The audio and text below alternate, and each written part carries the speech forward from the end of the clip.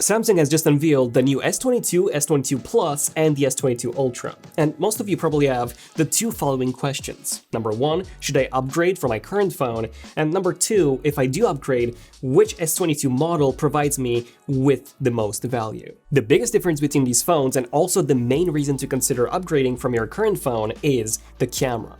And out of these three models, the S22 Ultra, being the most expensive one, is the best choice here. The biggest improvement over the S21 Ultra is in low light. With 1.23 times larger pixels on the main module, an upgraded non-aberrant technology, and a lot of AI improvements, Samsung is now claiming that the S22 Ultra has the best-in-class night mode on a smartphone.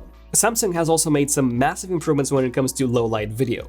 Thanks to the new chips, they are now able to analyze every single frame in a video and apply things such as noise reduction and sharpening in real time, which were only possible with photos before. Low-light video is currently a major limitation on phones with high-resolution sensors, and the S22 Ultra looks like a true game-changer here. On top of this, we also get some more software-level improvements like night portraits and studio lighting for pets. And the AI advancements of portrait mode have been so great this year that the S22s can now recognize a single strand of hair and apply the appropriate level of blur to it or behind it.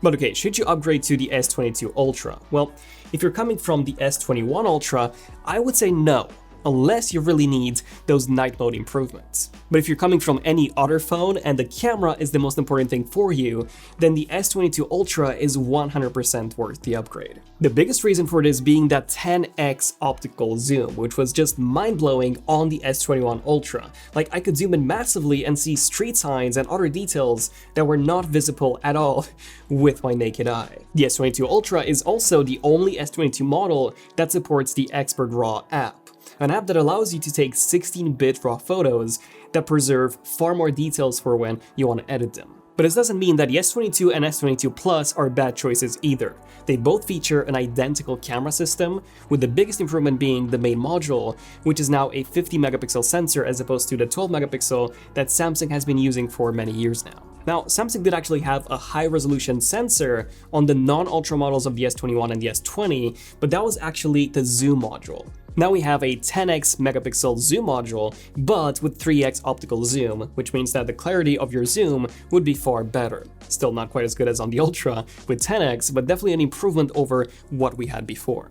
Okay, now if you're wondering which S22 phone gives you the most amount of value camera-wise, that would definitely be the regular S22, as it starts from $800 and has the same camera system as the S22 Plus, which starts from $1,000.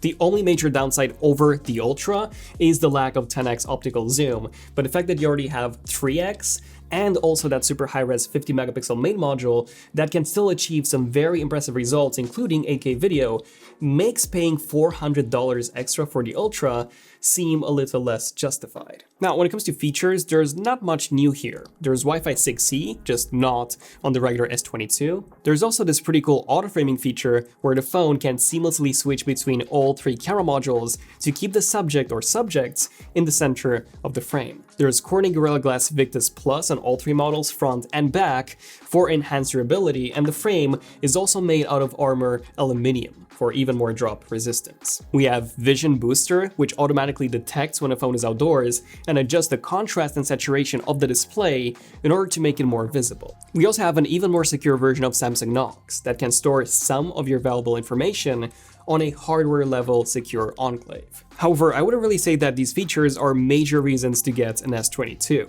In fact, the only new major feature, in my opinion, is the presence of an S Pen, a built-in one, on the S22 Ultra, which now features a much lower latency of 2.8 milliseconds compared to 9.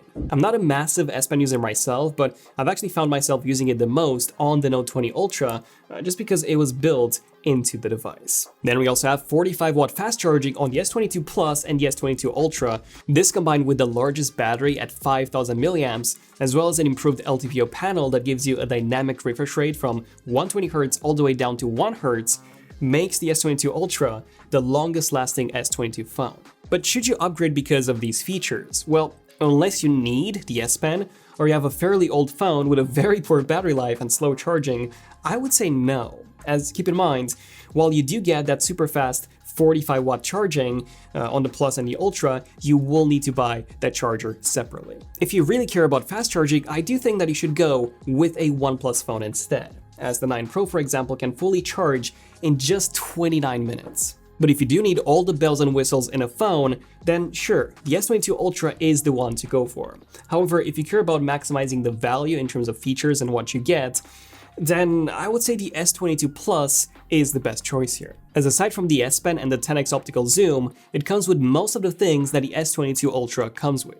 A large enough 4500 mAh battery with 45-watt fast charging, a 1750 nit display, and most of the night mode and AI improvements that the S22 Ultra also received. So what about using the phones in general? Samsung has made both the S22 and the S22 Plus more compact by reducing the display size and changing the aspect ratio to a more conventional 19.5:9 one compared to 20:9. So if you care about one-handed usability, the regular S22 is a very good phone to upgrade to. Compared to an iPhone 13 and 13 Pro, for example, the S22 has the exact same display size, but can actually go up to 100 nits brighter, so it is more usable outdoors. And since Samsung's One UI was literally designed with one-handed usability in mind, aside from the iPhone 12 or 13 mini, I don't believe there's a better phone for this. The S22 Plus is quite a big unit, but it does offer an even higher peak brightness of 1750 nits compared to 1500. The Ultra offers the same,